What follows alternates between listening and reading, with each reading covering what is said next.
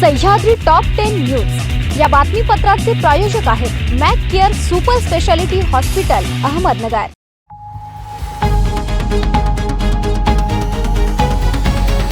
नमस्कार, मी साक्षी न्यूज 24 सह्याद्री मध्ये तुमचं स्वागत।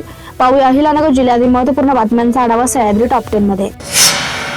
राज्य सरकारने राष्ट्रीय कृषी विकास योजनेअंतर्गत कोरडवाहू क्षेत्र विकास योजनेसाठी 2025-26 या आर्थिक वर्षातील दुसऱ्या हप्त्याचा निधी वितरित करण्यास काल सोमवारी मान्यता दिली आहे।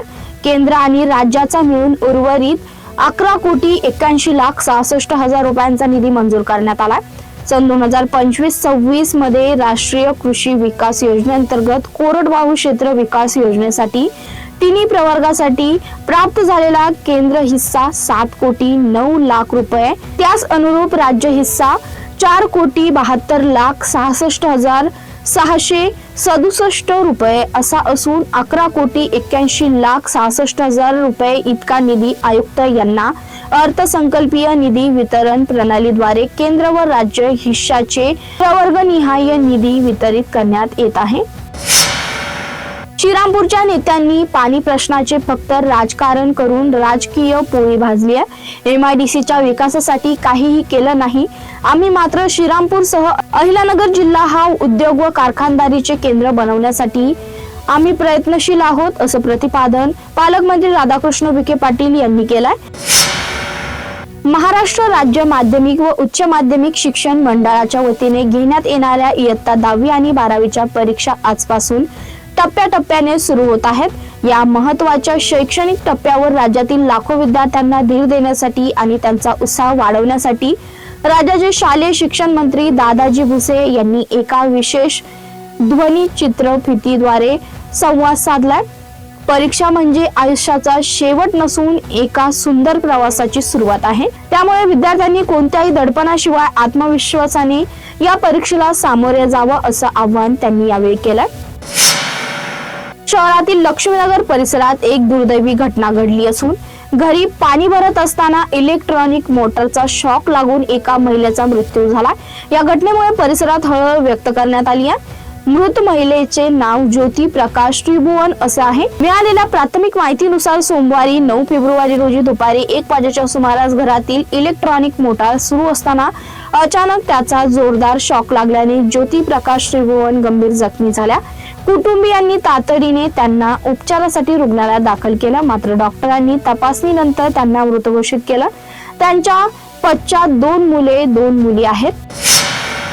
रस्त्यावरील मोठमोठे खड्डे आणि जीव धोक्यात घालून खड्डा चुकवत त्यातून कसाबसा मार्ग काढणारे वाहनधारक, शालेय विद्यार्थी अशी पानन रस्ता साखळी अवस्था सध्या नेवासा तालुक्यातील नेवासा रावरी रस्त्यालगतच्या गोनेगाव चौफुली ते गोनेगावची झाली आहे। या रस्त्याच्या दुरुस्तीला कधी मुहूर्त सापडणार असा सवाल ग्रामस्थ विचारत आहेत। त्यांनी आता लोकप्रतिनिधींना साकडं घातलंय। सह्याद्री टॉप 10 मध्ये घेऊया छोटीशी विश्रांती। रोखोक पत्रकारिता, निर्भीड बाणा आणि कणखर भूमिका, महाराष्ट्राचा सखा, सत्याचा पाठीराखा, शब्दांचं सामर्थ्य, विश्वसनीयतेची उंची, न्यूज 24 सह्याद्री। विश्रांतीनंतर तुमचं पुन्हा एकदा स्वागत। पाहूया पुढील बातम्या। तमाशा मनोरंजनाचं साधन असून तमाशा कलावंतासाठी शासनाने आर्थिक तरतूद करून अनुदान दिलं पाहिजे। सरकारला कला नावाची गोष्ट कळत नाही, मात्र महाराष्ट्रात तमाशाने प्रबोधनाची बीजे रोवली असल्याचं प्रतिपादन ज्येष्ठ साहित्यक लेखक डॉक्टर रावसाहेब कसबे यांनी केलंय।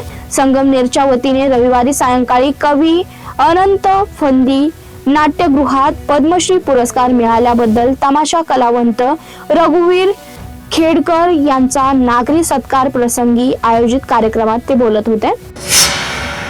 आदिवासी भागात पारंपरिक भात शेतीला फाटा देत नगदी पीक म्हणून ओळखली जाणारी स्ट्रॉबेरीची शेती यशस्वी केली आहे।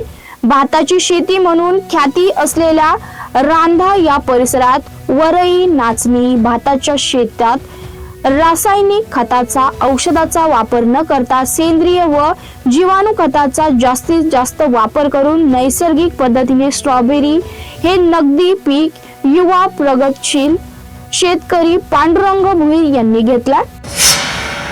गेल्या 104 वर्षापासून प्रलंबित असलेल्या बेलापूर परळी रेल्वे मार्गास दिलेल्या स्थगिती विरोधात आजपासून कुकाना येथील ग्रामपंचायत स्टेजवर उपोषणास सुरुवात करण्यात आली आहे. या उपोषणात रेल्वे कृती समितीचे पदाधिकारी व नागरिक सहभागी झाले असून तीव्र आंदोलन छेडण्यात आले. कोपरगाव तालुक्यातील सुरेगाव येथे ऊस तोडणी सुरू असताना बिबट्याच्या हल्ल्याची धक्कादायक घटना घडली असून यामुळे शेतकरी व मजुरांमध्ये भीतीचं वातावरण पसरलंय.